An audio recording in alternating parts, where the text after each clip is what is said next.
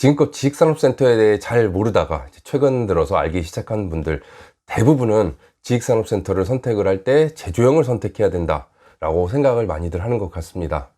그래서 상담 시에도 제조형 호실을 강하게 원하시길래 저는 실입주하는 기업이신 줄 알고 어떤 업종으로 쓰시냐라고 질문을 했었는데요. 그랬더니 나는 투자를 계획한다. 지식산업센터는 당연히 제조형을 해야 되는 거 아니냐. 지식산업센터의 꽃은 드라이브인 아니냐라고 저한테 얘기를 하셨습니다. 그러니까 지식산업센터에 대해 이제 알기 시작하신 분들은 대략 이렇게 생각을 하시는 것 같아요. 기존 오피스 빌딩과 이제 지식산업센터의 차이를 보자면 이제 차량이 진입할 수 있는 층고가 높고 바닥 하중이 높게 설계된 이러한 제조형 호실이 지식산업센터의 특징이다. 이렇게 생각하고 접근하시는 분들이 많은 것 같은데요. 또 어떤 분은 이제 지식산업센터 투자를 하려고 하는데 제조형이 좋아요? 업무형이 좋아요? 라고 물어보시는 분들도 있습니다. 이건 진짜 엄마가 좋은지 아빠가 좋은지 물어보는 것과 같다고 생각을 합니다. 지식산업센터를 볼 때 제조형이 좋은지 업무형이 좋은지는 어느 지역에 들어서는 곳인지 주변에 어떠한 환경들이 있는지에 따라서 차이가 있을 거라고 생각을 합니다. 지식산업센터 볼 때 무조건 제조형이 좋다, 아니다 무조건 업무형이 좋다 라고 말하기는 어렵다는 거죠. 그래서 오늘은 지식산업센터를 선택할 때 봐야 하는 제조형과 업무형의 차이점에 대해서 안내를 해드리도록 하겠습니다.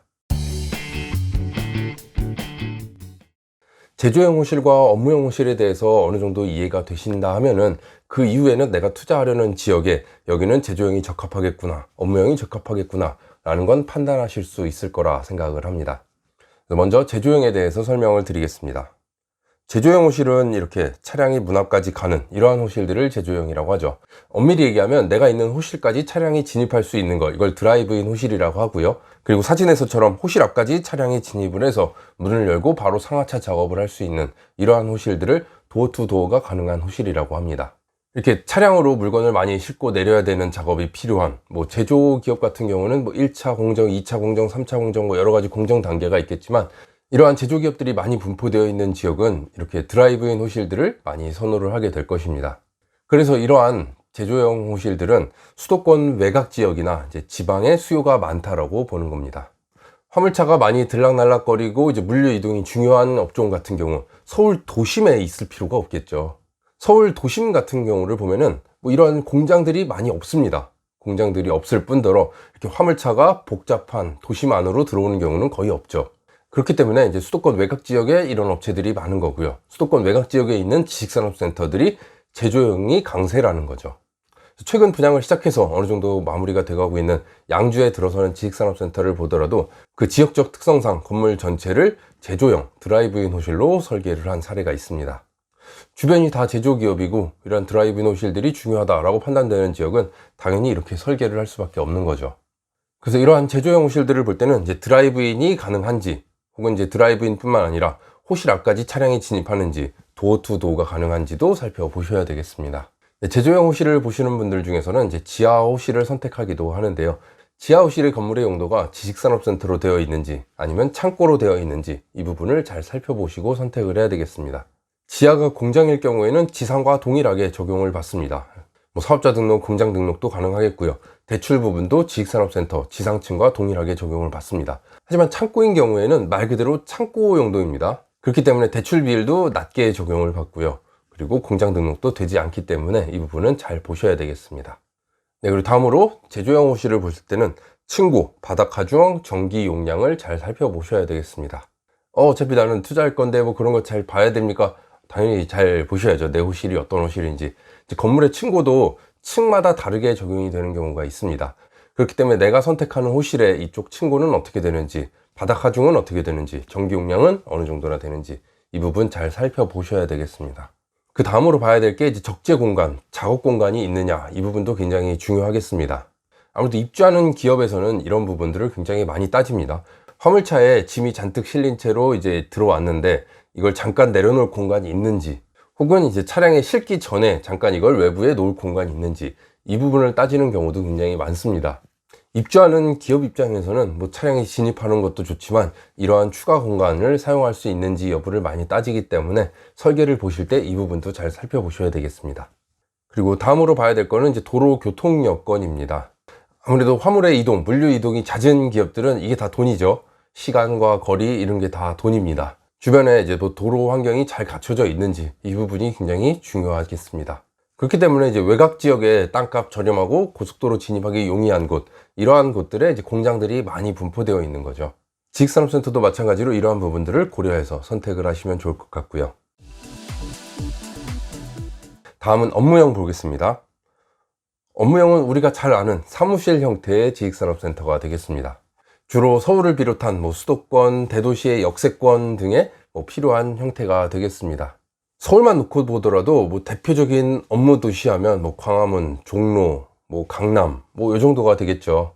이 지역들은 대형 빌딩들이 많이 밀집해 있는 지역입니다. 누구나 우리 회사가 저기 있으면 좋겠다 라는 생각을 합니다. 하지만 가격이 문제죠. 가격이 워낙 높게 책정되어 있기 때문에 아무나 진입할 수 없는 그런 지역이 되었고요. 그러다 보니 중소형 규모의 업체들은 이 지역이 아닌 이제 대부분 다른 지역들의 중소형 규모의 오피스 빌딩에 입점을 해서 사용을 합니다. 이러한 기업들에서도 지식산업센터에 대해 잘 모르시는 분들이 아직 많습니다. 하지만 이 기업을 운영하시는 분들 측에서도 이제 지식산업센터라는 걸 알고 나면은 지식산업센터로 이전을 희망합니다. 왜냐? 일단 건물 외관에서 오는 기업의 이미지라는 게 굉장히 크죠. 내가 5층, 6층짜리 밑에 당구장이 있고 아래 순댓국밥집이 있는 이러한 사무실에서 근무를 한다 라고 하는 것과 15층, 30층 규모의 대형 오피스 빌딩에서 근무를 한다. 그냥 보여지는 기업 이미지가 굉장히 차이가 큽니다. 그렇다고 해서 여기가 강남 빌딩처럼 비싸냐? 비싸지도 않습니다.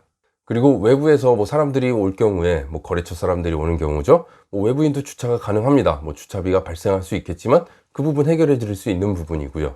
그리고 건물 관리 역시 쾌적하게 잘 되고요. 관리비 면에서도 조금은 더 유리하겠습니다. 근데 지식산업센터를 선택 안 할 이유가 없는 거죠. 다만 지식산업센터가 도심에 중간중간에 다 들어설 수는 없죠. 서울만 보더라도 중공업 지역에 주로 들어서고 있기 때문에 위치가 한정적인 겁니다. 지식산업센터 공급이 많아졌다라고는 하지만 서울을 놓고 보면 강서의 일부 지역, 가산의 일부 지역 이게 제외하고는 공실에 대한 부분 우려하시는 분들 전혀 없습니다. 다 입주율 굉장히 높게 형성되어 있고요. 빨리 입주가 되기로 유명합니다. 이건 서울뿐만 아니라 수도권의 이제 대도시들을 보면은 대부분 다 지식산업센터를 찾는 수요가 아직은 많기 때문에 그래서 지식산업센터를 볼 때 제조형만 보지 말라고 말씀을 드리는 겁니다. 때에 따라서는 업무형의 수요가 훨씬 더 많을 수 있는 거고 업무형 임대가 더 잘 나갈 수 있다는 거죠. 지식산업센터 업무형 보실 때는 용도가 지식산업센터로 되어 있는지 업무 지원 호실로 되어 있는지 잘 보셔야 되겠습니다. 용도가 지식산업센터인 호실들은 제조형과 마찬가지로 공장으로 취급을 받는 거고요. 업무 지원 호실인 경우에는 업무 지원 시설입니다. 그렇기 때문에 대출 비율 다르게 적용받습니다. 이 부분 잘 살펴보셔야 되겠고요. 그리고 라이브 오피스라는 업무형 호실이 있습니다. 여기는 일부 인테리어가 다 들어가고 집기들도 다 들어가는 거죠. 그래서 이러한 라이브 오피스도 지식산업센터 용도가 있고 업무 지원 호실로 나오는 경우가 있으니까 잘 살펴보시고 선택을 하셔야 되겠고요. 네, 업무형 호실에서 중요하게 봐야 될 거는 이제 역세권이냐에 대한 문제가 되겠습니다. 제조형 호실과 업무형 호실을 딱 비교를 해보자면 같은 면적일지라도 제조형 호실은 기계가 일을 하는 경우가 많습니다. 그러니까 큰 기계들이 자리를 차지하고 이제 일이 돌아가게 되는 거고요. 그러니까 인력은 기계를 관리하는 정도의 수준이 되겠죠. 하지만 같은 면적의 이제 업무형 호실을 사용하는 경우 인력이 투입돼서 일을 하는 경우가 많습니다. 그렇기 때문에 동일한 면적의 제조형과 업무형, 필요 인력을 따져봤을 때 업무형 인력이 더 많다라는 거죠. 아무래도 직원의 수가 많아지기 때문에 그 인력들을 수급하는 데 굉장히 큰 문제가 있다라고 봅니다. 그래서 주변에 역세권이냐 아니냐를 보셔야 되는 거고, 당연히 이 부분 볼 때 이제 대중교통을 보게 되는 거죠. 지하철이 있냐, 버스, 셔틀버스, 마을버스 할 거 없이 이동할 수 있는 수단들이 있는지, 직원들이 편하게 출퇴근할 수 있는 거리가 되는지 이런 것들을 따져보고 선택을 해야 되겠습니다. 그래서 오늘은 여기까지 해서 제조형 호실과 업무형 호실들에 대해서 안내를 해드렸습니다. 오늘 영상을 통해 제가 말씀드리고 싶었던 것은 지식산업센터의 꽃은 제조형만 있는 게 아니다라는 겁니다. 지역에 따라서 충분히 업무형 수요도 굉장히 많이 분포되어 있다는 걸 아셨으면 좋겠고요. 그리고 무조건 제조형이 좋다, 업무형이 좋다라고는 할 수 없는 게 무조건 제조형이 좋다, 업무형이 좋다라고 판단을 할 게 아니라 그 지역마다 다 차이가 있기 때문에 이 지역은 어떤 지역인지 그 지역의 특징을 먼저 살펴보시고 결정을 하시라, 이 말씀을 드리고 싶었던 거고요. 제 설명이 어느 정도 이해가 되셨으리라 생각을 합니다. 이번 영상은 여기서 마치겠습니다. 오늘 영상 유익하셨다면 구독, 좋아요 부탁드립니다. 감사합니다.